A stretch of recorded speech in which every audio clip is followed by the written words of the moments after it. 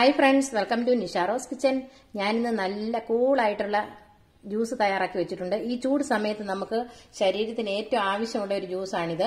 അപ്പോൾ എല്ലാവരും നിങ്ങളിത് തയ്യാറാക്കി നോക്കണം. നമ്മുടെ കുട്ടികൾക്കും മുതിർന്നവർക്കും എല്ലാം ഇതുപോലുള്ള ജ്യൂസുകൾ തയ്യാറാക്കി കൊടുക്കണം. ഈ ചൂടിനെ അതിജീവിക്കാനായിട്ട് നമുക്ക് ഭയങ്കര പ്രയാസമാണ്. അപ്പം നമ്മുടെ ശരീരം എപ്പോഴും കൂളായിട്ടിരിക്കാൻ വേണ്ടി നല്ല ജ്യൂസുകൾ ഇതുപോലെയുള്ള നല്ല ജ്യൂസുകൾ നമുക്ക് തയ്യാറാക്കി കൊടുക്കാം. അധികം വെള്ളമൊന്നും ഒഴിക്കാതെ ഞാൻ തയ്യാറാക്കിയിരിക്കുന്ന ജ്യൂസാണ്. അപ്പം നമ്മുടെ ശരീരത്തിന് അത് ഹെൽത്തി ആയിട്ട് നിൽക്കുകയും ചെയ്യും. അതുകൊണ്ട് ഞാൻ ഇതെങ്ങനെയാണ് തയ്യാറാക്കിയെന്ന് നമുക്ക് നോക്കാം.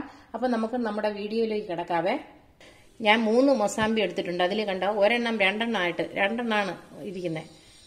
അപ്പം നമുക്ക് ഈ 3 എണ്ണം ഇട്ട് നല്ല കൂളായിട്ടുള്ള മൊസാമ്പി ജ്യൂസ് തയ്യാറാക്കാം. അതിനായിട്ട് നമുക്ക് ആദ്യം ഇതിന്റെ തോടെല്ലാം ഒന്ന് മാറ്റി വരാം.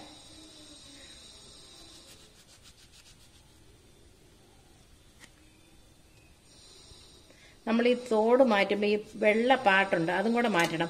അത് മാറ്റുമ്പോഴാണ് നമുക്ക് ഇത് അധികം കയ്പില്ലാതെ നമുക്ക് കിട്ടുന്നത്.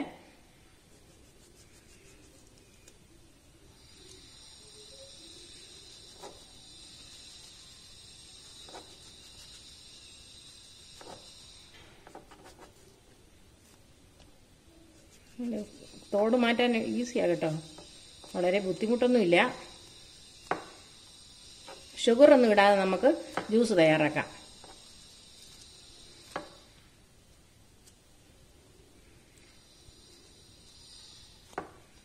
ഏറ്റവും നല്ലതാണ് ഈ ചൂട് സമയത്ത് ഈ മൊസാമ്പി ജ്യൂസ്.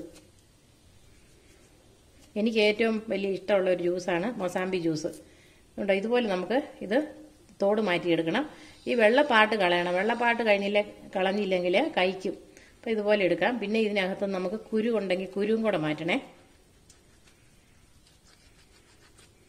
ഉണ്ടോ, കുരു ഉണ്ട്. ഈ കുരു ഇങ്ങനെ എടുത്ത് മാറ്റാം. അപ്പം ഈ 3 എണ്ണവും ഞാൻ തോടെല്ലാം മാറ്റി എടുത്തിട്ട് വരാവേ.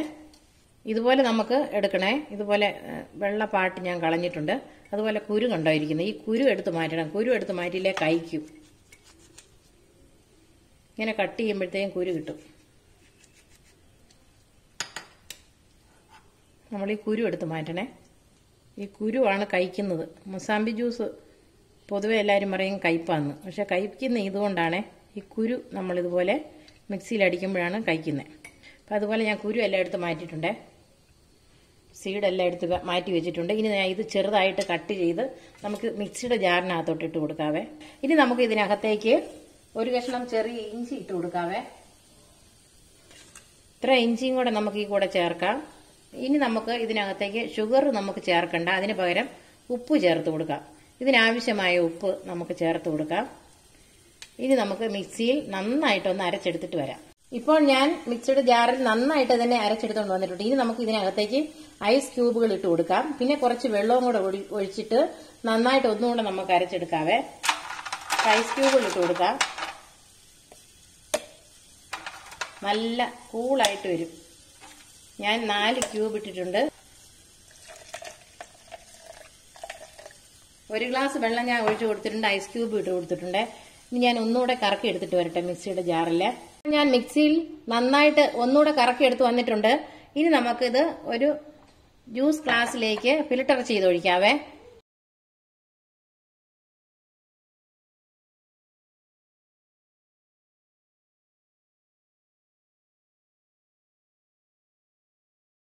ഒരു ഗ്ലാസ് വെള്ളവും അതുപോലെ 4 ഐസ് ക്യൂബ് ഇട്ടപ്പോഴത്തേക്കും